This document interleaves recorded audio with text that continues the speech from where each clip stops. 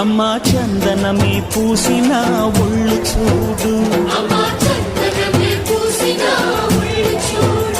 అమ్మా పున్నమి పుట్టిల్లు ఆ కళ్ళు చూడు, అమ్మా ముక్కోటి మెరుపులా మోము చూడు, అమ్మమ్మ ముగ్గురమ్మల మూల పుటమ్మ